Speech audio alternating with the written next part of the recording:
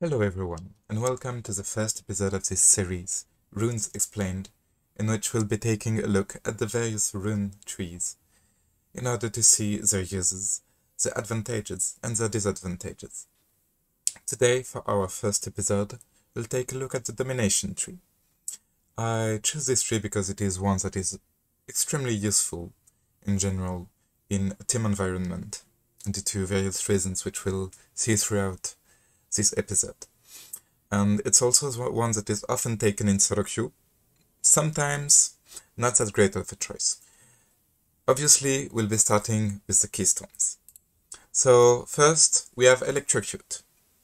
Hitting a champion with 3 separate abilities or attacks within 3 seconds deal bonus adaptative damage.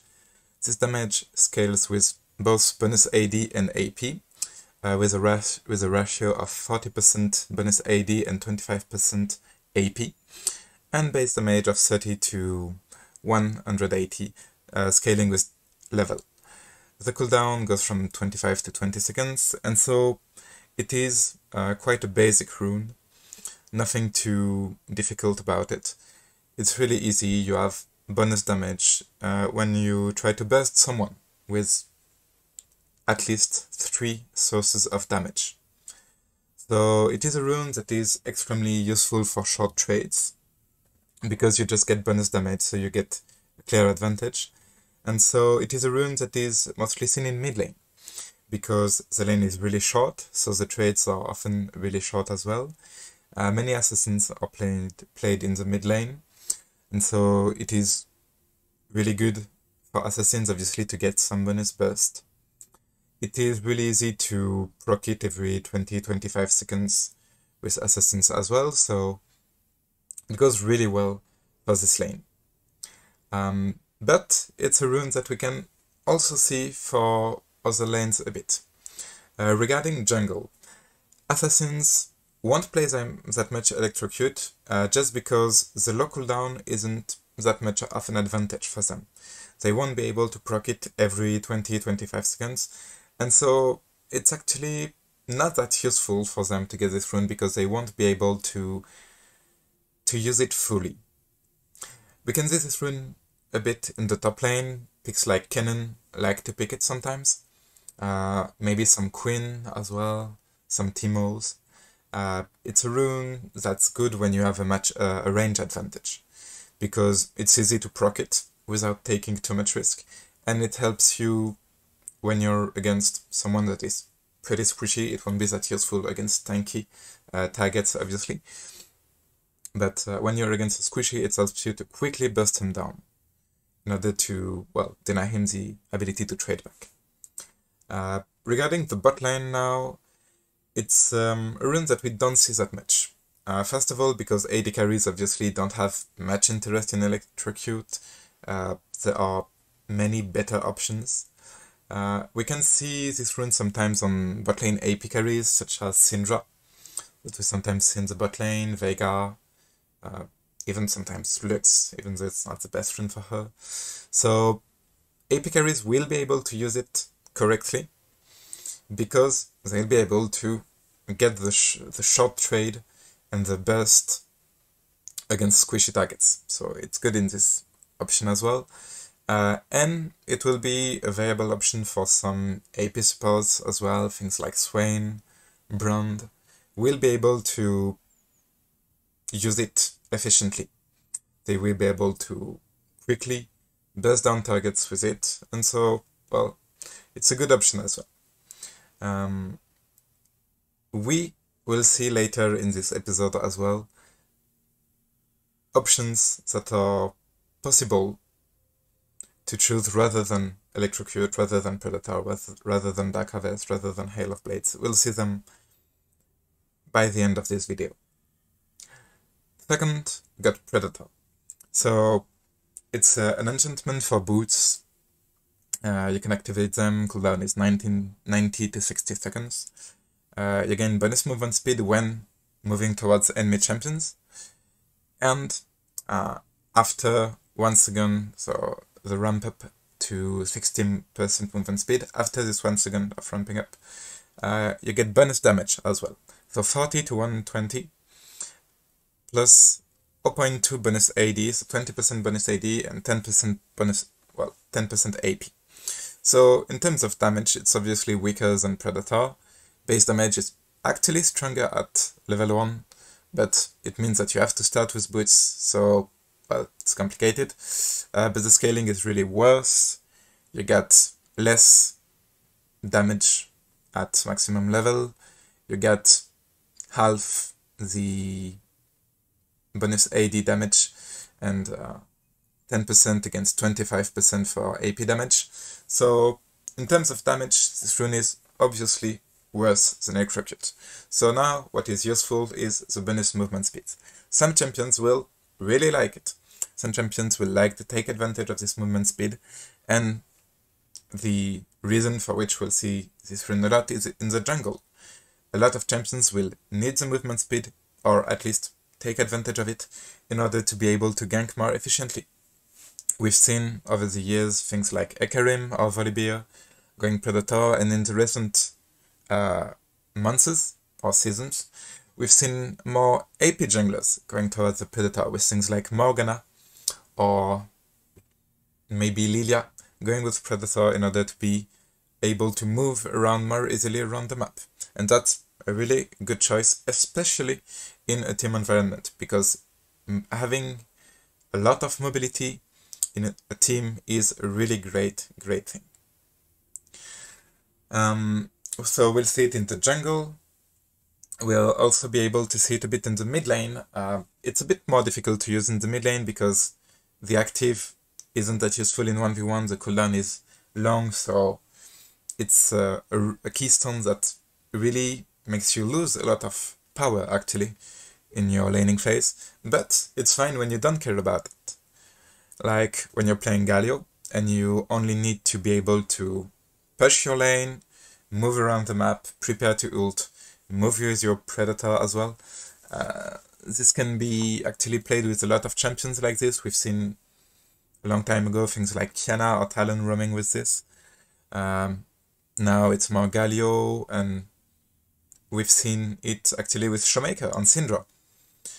He has played it a lot, and it's a good choice as long as you're not willing to play for your lane, and as long as you're willing to play for the side lanes, for the rotations. You can pick it when your matchup isn't like that difficult, but it's not something that you can kill or that you have any interest in killing. If you know that the time that you'll take to kill it is not worth, well then just push the lane, rotate, try to get advantages for your side lane, try to get kills also when roaming, and everything will be great.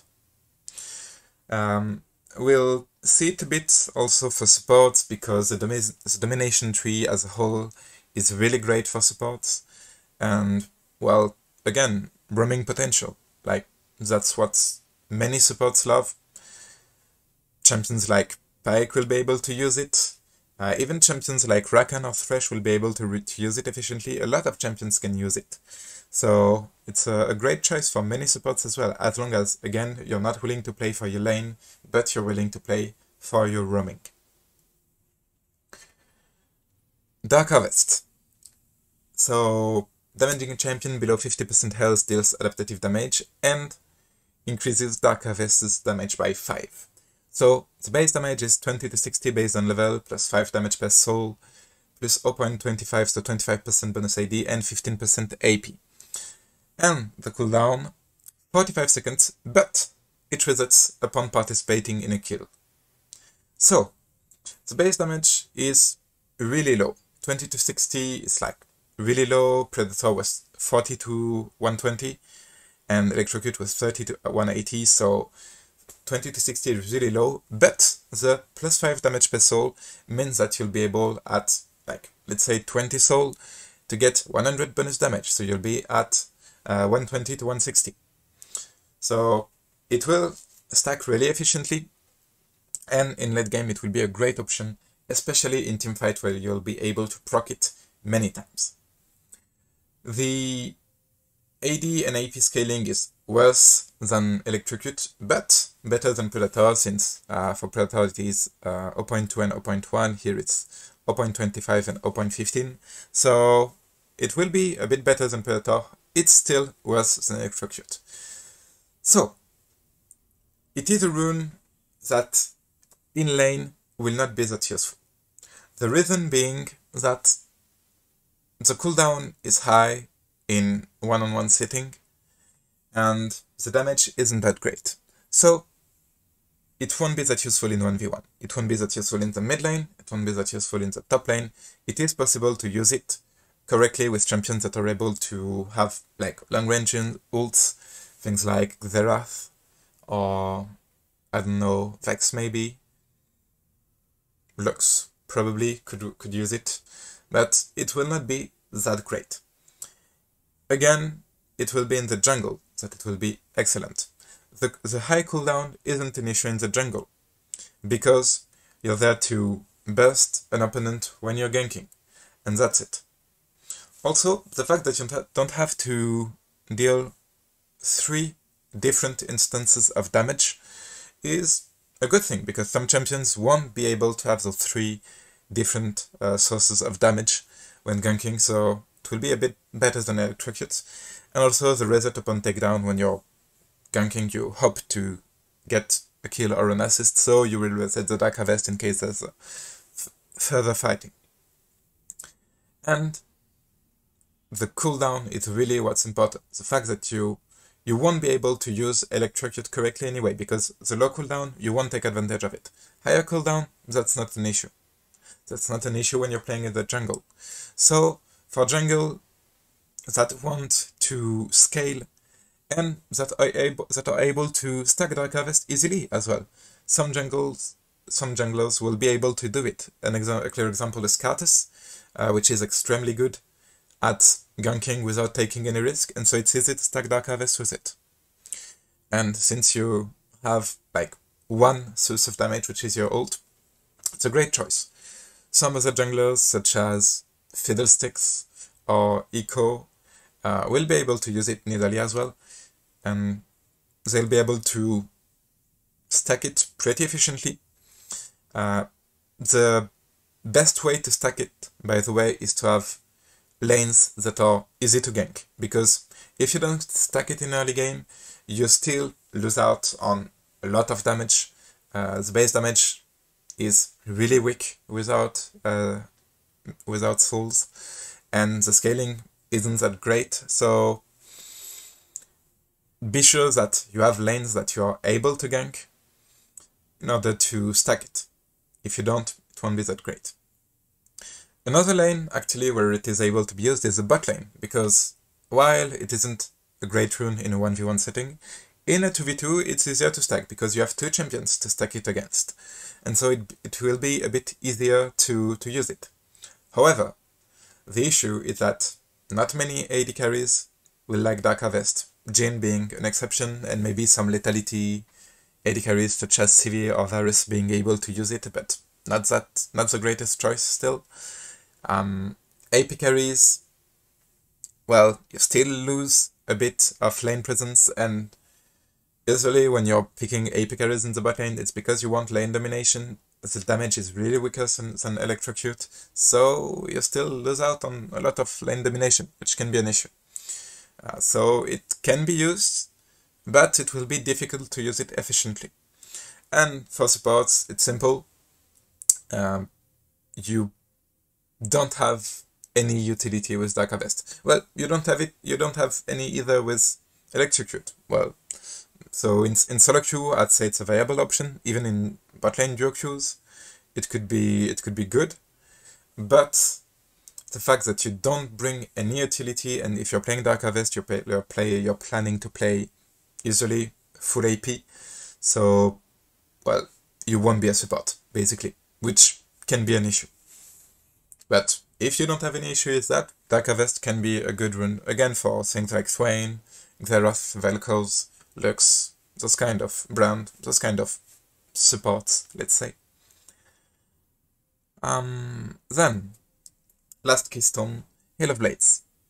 gain 110% attack speed when you attack an enemy champion for up to 3 attacks. Low cooldown, 12 seconds.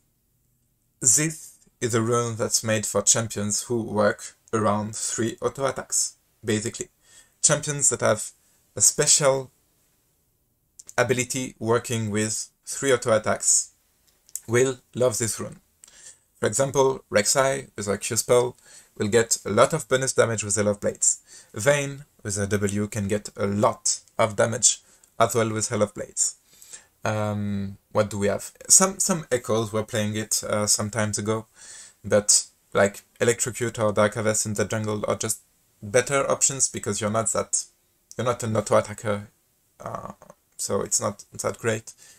Zaya can use it really well because of her fizzes. She'll get quickly a few fizzes to E back to her.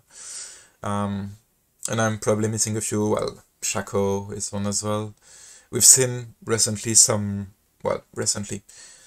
months ago and maybe even last year, some support brooms playing it in order to quickly stack their passive. Tamkench were playing with it as well.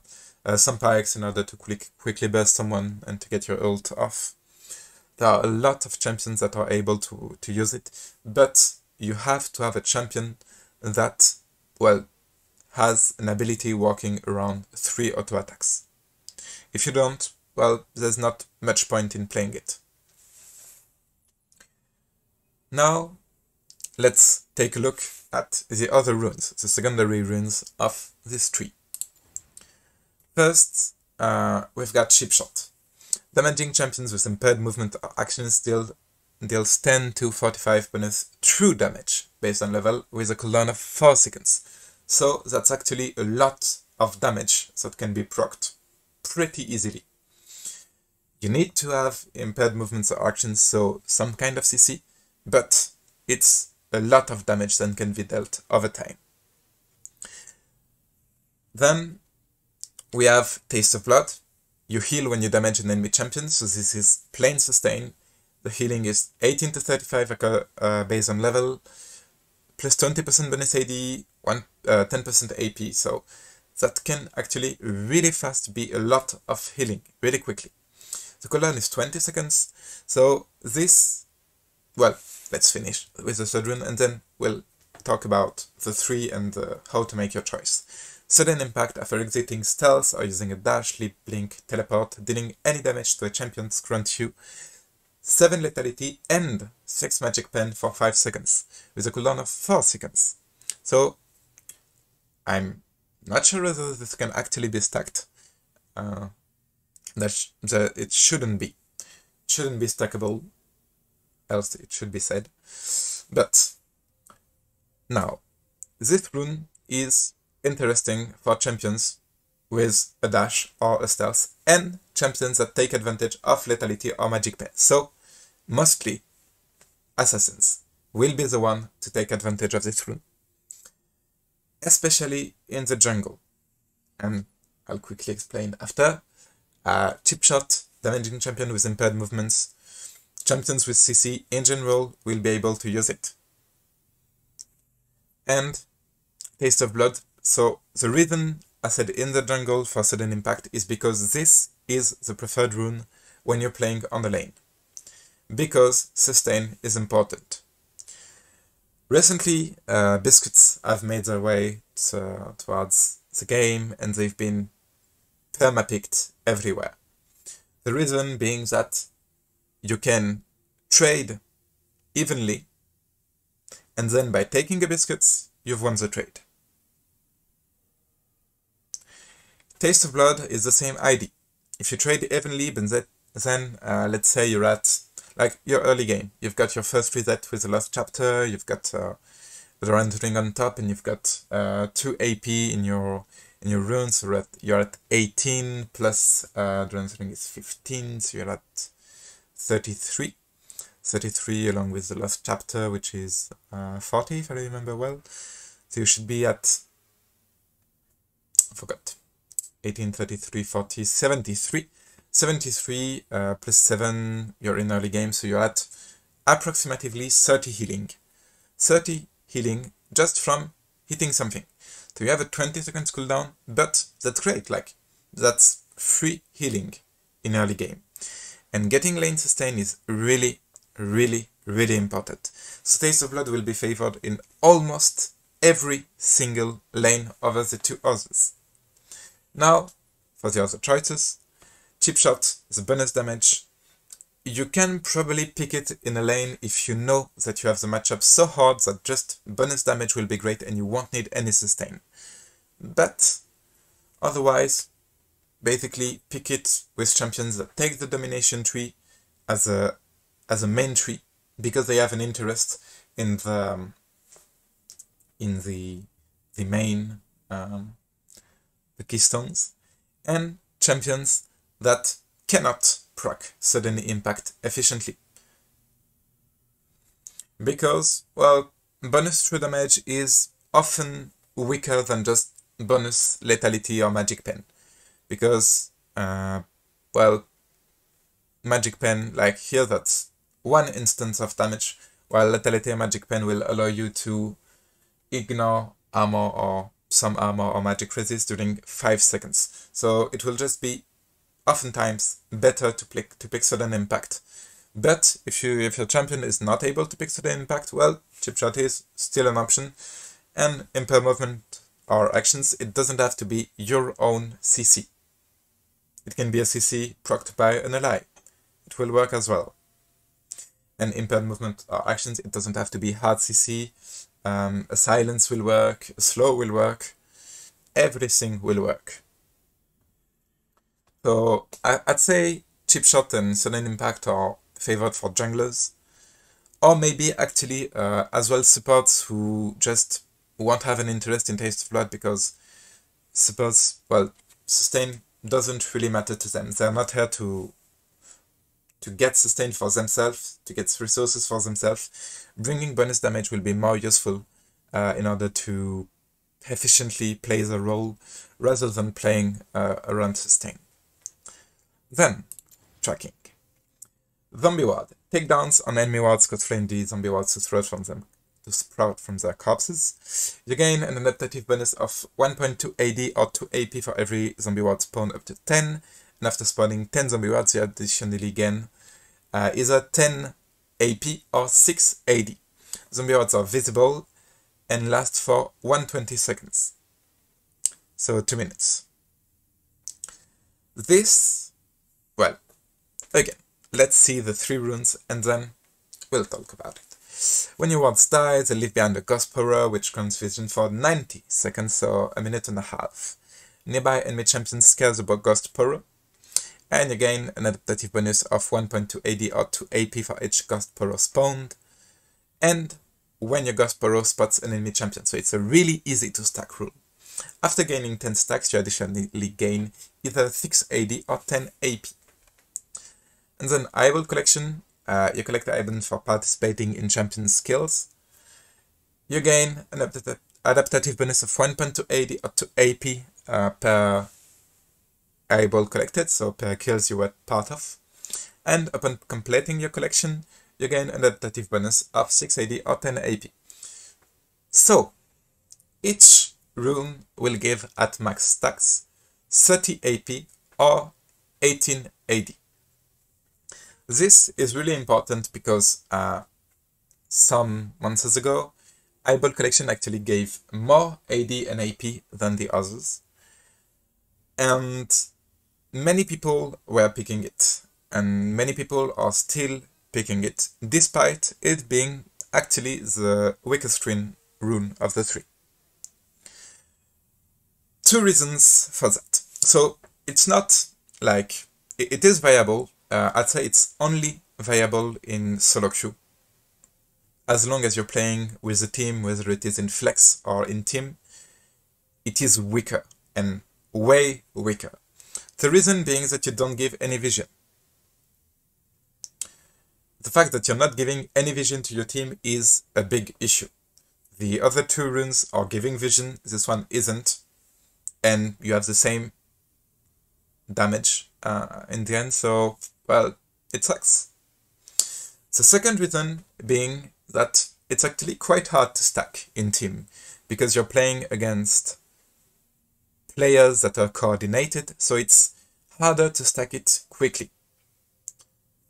For example, I've seen a lot of players in team, in like Master, Grandmaster, that pick this rune and like they stack it at 35 minutes. And so this rune revolves around Snowball, so it can actually be played in solo queue if you know that you will be able to snowball. But they were playing it in team, and they were stacking it at 30 minutes. So they basically had no rune, and they were not giving any vision.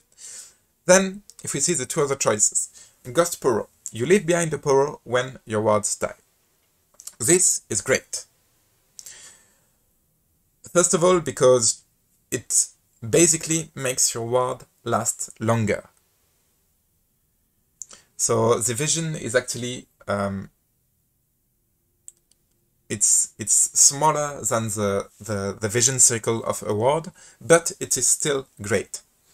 So it is still a good choice when you're not playing with a dewarder.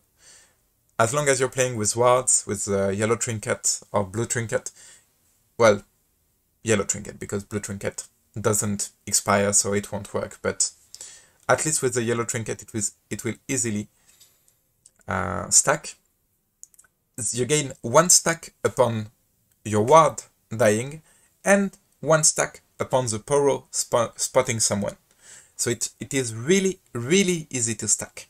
And also one important thing is that the Ghost Poro, there will actually be a warning ping when someone is spotted by the Poro. So you cannot miss it. There will be a ping, there will be a warning ping, you cannot miss it, and this is actually really, really useful because it is easy to miss someone on vision. But when you have a ping, it is not that easy. So when you're playing with yellow trinket, Ghost Poro will be really good. It will give a lot of vision to your team, and that's always a good thing. When you're playing with red trinket now, so for supports and junglers mostly, Zombie Ward will be a great, great choice. The reason being that wards last longer, and you will be able to place so many zombie wards around the map when playing with a red trinket. And even more if you're playing with like an Umbral Glaive, or we'll see it a bit later with Ingenious Center. And so zombie ward can give you a lot of vision, and this vision isn't smaller than the vision circle of a normal ward. So you gain so much vision around the map. And also what's really good is that you do it by destroying enemy wards. So the enemy team will want to control a certain area of the map, and just by destroying the wards, you will be the one to control this area of the map.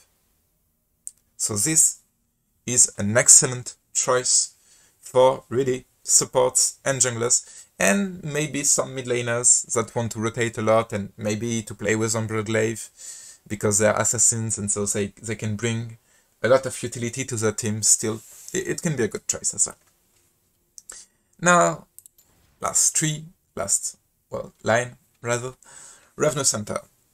You gain 1.2 Omnivamp per Bounty Hunter stack.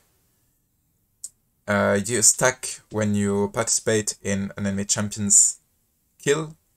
It only works for the first time on each champion. So at most you will get 6% Omnivamp. This is actually quite weak. The rune was extremely strong until recent times, but then it got destroyed because Riot didn't like it being picked permanent every single time.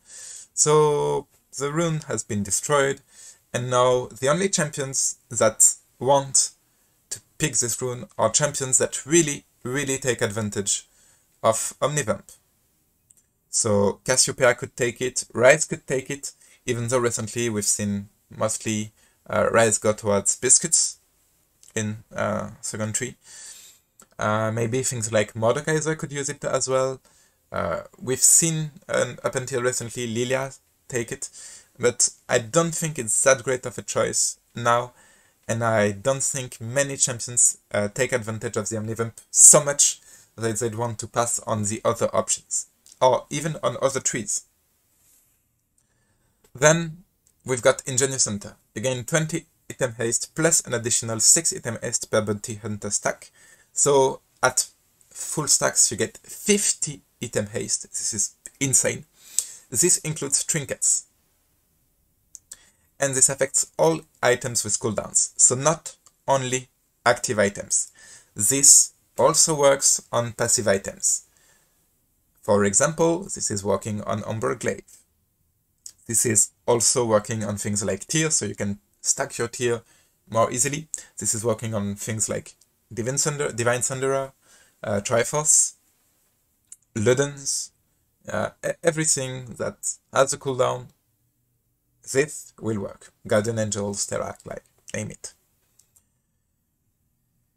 This rune is insane. It has been overbuffed.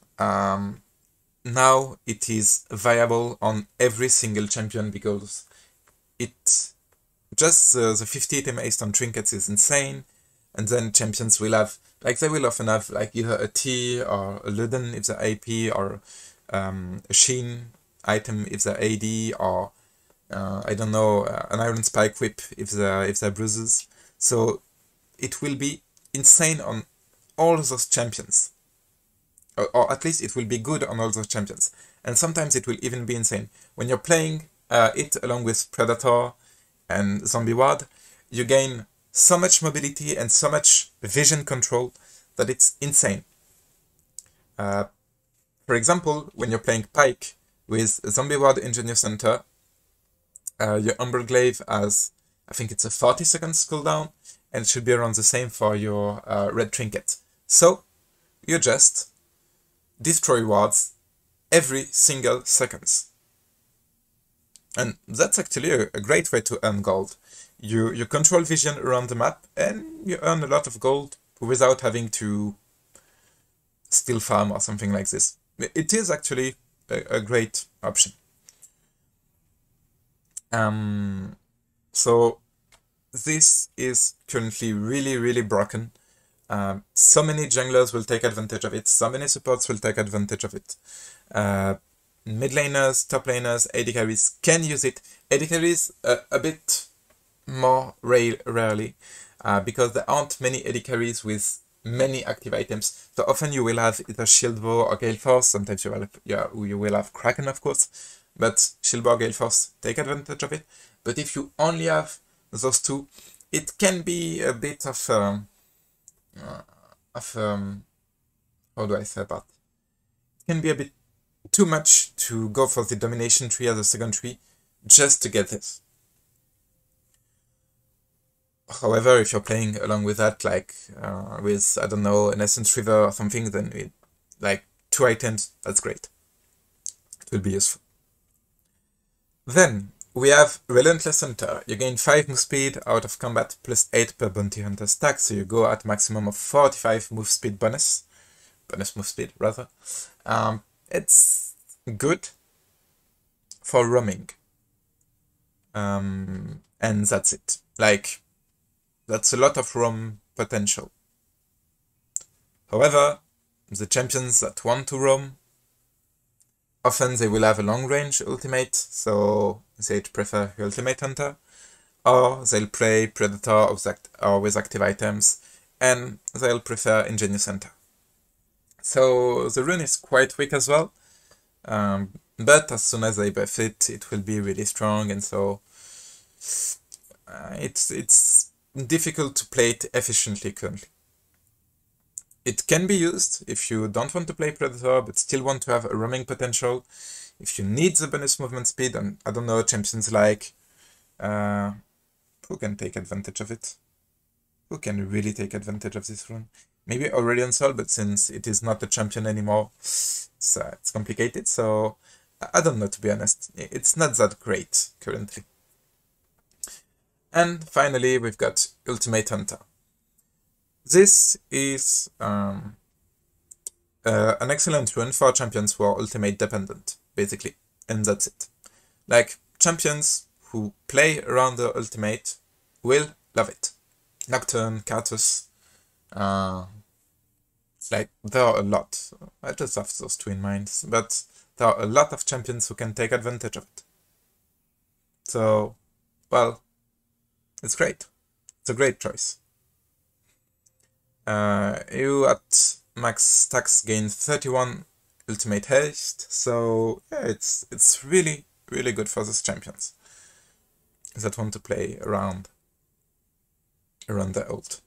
And that's it, basically, for those.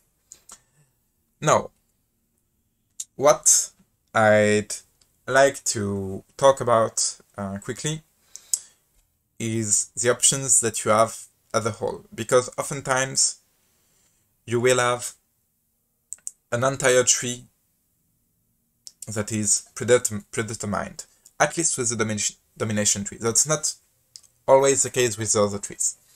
For example, you have the Mobility Jungler starter pack, which is something like this, with a lot of mobility and item haste, and like, you'll be able to control vision, you'll be able to rotate around the map, you'll be able to have your Predator always, and you'll be able to have other items, because often you'll have other items like, I don't know, Rocket Belt or Zonias or things like this. So it's a really great setup. Well, for junglers who want to play around things, I don't know, maybe things like this, although some of them will prefer this. But this is an option as well for, I don't know, champions like Cartus, champions like Evelyn, champions like, well, Nocturne doesn't like Dark Harvest that much, although Lethality Nocturne could use it. But it's an option that exists, at least. You have the, well, Electrocute setup, which is a lane setup, so you'll prefer something like this. And then, depending on your champions, you can have either Ravnus.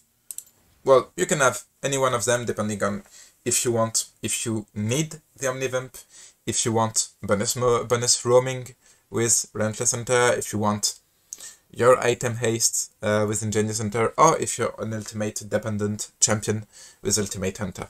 So that's a great setup as well. And then, well, with Hail of Blades, it's a bit more difficult because champions who play Hail of Blades, they're really varied.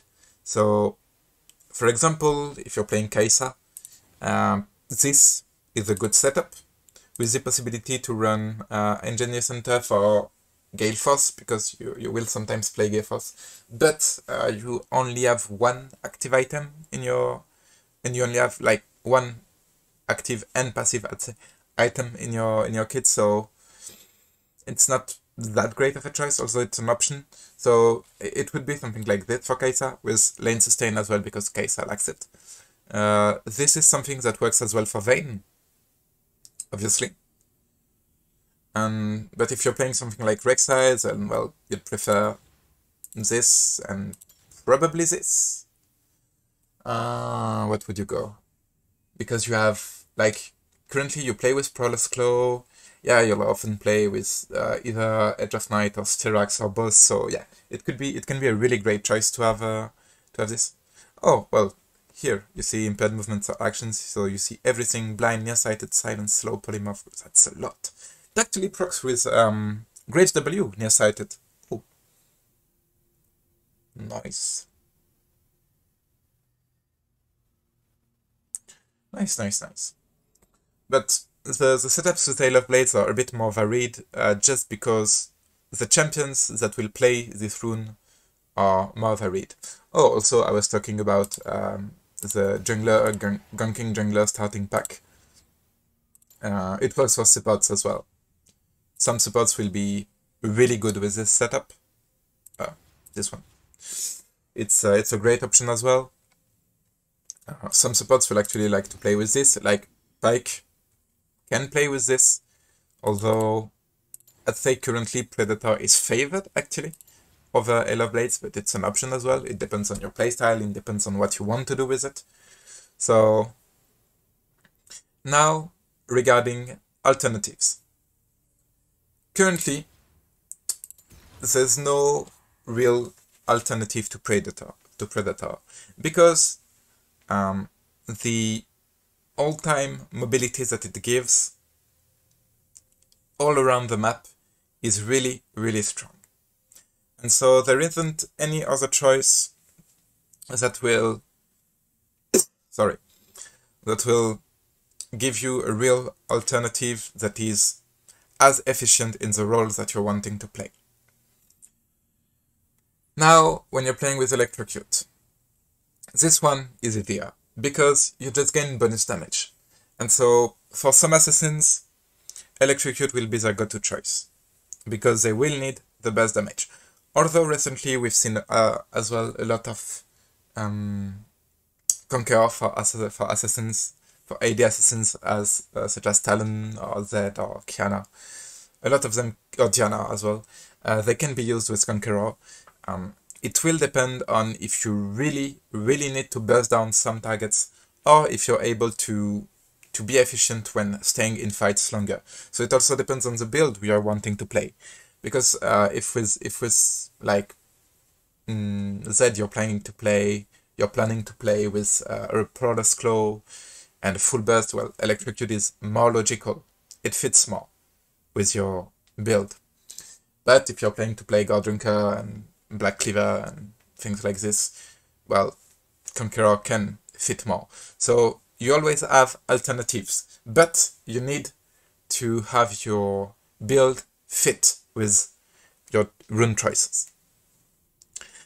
Also, a lot of champions that are playing with Electrocute, such as Braun, Valkov, things like this, can play really efficiently, often with Comet, Archon Comet. So it just depends on if you need the burst or if you need the poke again.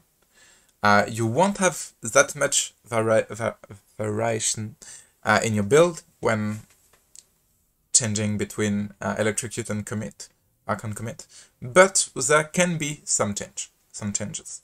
More ability haste, more long range damage with, I don't know, Horizon Fox, rather than playing with full burst. Maybe. And Dark Harvest is a precise rune. Like, it has one drop. And that is scaling while playing with ganks and not taking too much risks, if possible. So, again, there's not... Like, often Electrocute will be a viable alternative if you know that you will not be able to gank as much. But it will be less efficient in teamfights because you will proc it once and that's it. At least, yeah, maybe twice if the fight goes for long and you manage to survive despite being an assassin. But Dark Harvest is favored if you can.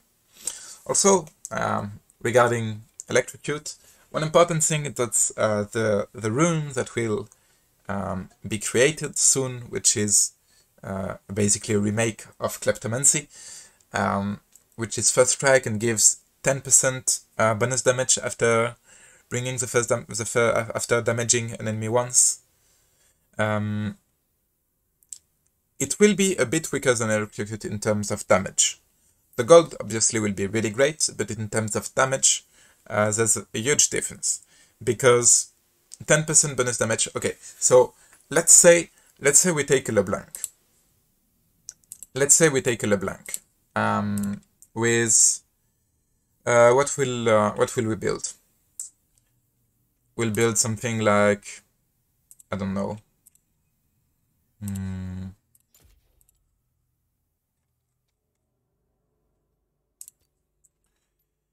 We'll have a classic Leblanc build, which is, well, let's give AP. It will be easier to find. This, I need the boots, I need Magic Pen, because it would be the greatest choice in Leblanc always. Let's say I have Rabadon and Void and Cosmic Drive and Zonia. I think that's a fair build, one that's really often built recently. So, in terms of AP, you have 65, 80, 120, so you have 200, 200, 350, 350 and 65, so 415, so we have 415 times 1.3 because of Rabadon's. Let's say you had 180 as well, so you had 1 AP as well, sorry. So you had 424. You had 550 AP without taking into account Infernal or anything like that. So you had 551 AP. Was it really 30%? No, it's 35% actually, so my bad. So 572 AP. So if you're playing Leblanc, find it. We'll find it.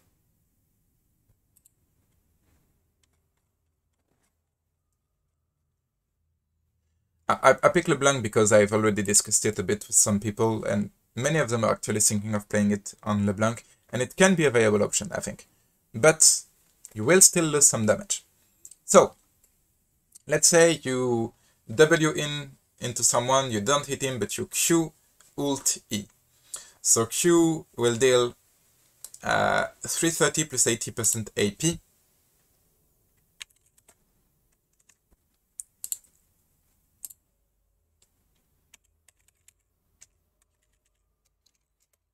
Okay, so that's first tick of damage.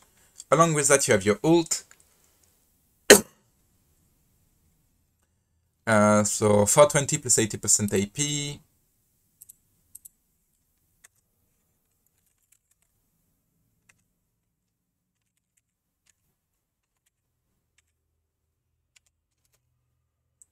That's 1665.2. And you have your E that will hit. Wait, it will hit. We'll say that it, well, we'll just bring the first proc because you deal so much damage, you'll probably one-shot. So, at least when fighting against squishies, but that's what you want with Leblanc. We have 130 plus 30% AP, plus 130.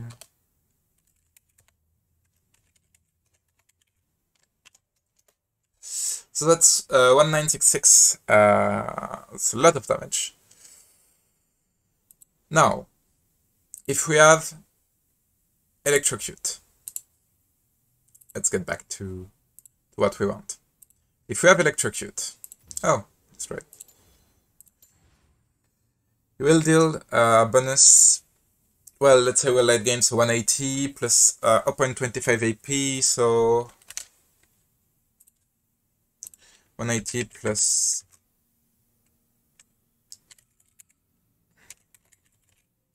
so it will be 323 damage. Bonus damage dealt through Electrocute. That is good. Now, the total damage from our full combo without hitting the second E, but there's no need to, will be 1967 rather, sorry. So first strike will add 10% to that, so we'll add 197. So you have 197 against 323. So you'll actually lose out a bit on damage. So this can be okay if you... This can be a good choice to pick if you know that the enemies will be squishy enough that you won't need the bonus damage from Electrocute that much, and also if you have a lane that's viable to play against in order to use first strike efficiently. But Electrocute will be a better choice if you want to play to secure your burst. And that will be the same for every single assassin that will want to play with this rune. You will have less damage than with Electrocute. And also, I think First Strike works only for the first 3 seconds. Obviously, we'll have a later episode regarding Inspiration Tree, and we'll see about First Strike at this time. But for now, Electrocute seems like a more secure option to secure kills, while First Strike will be able to give you more gold, and be fine if you know that you're strong enough. This will be it for our first episode. Feel free to ask any questions that you may have in the comments, obviously, and I will see you soon. Goodbye.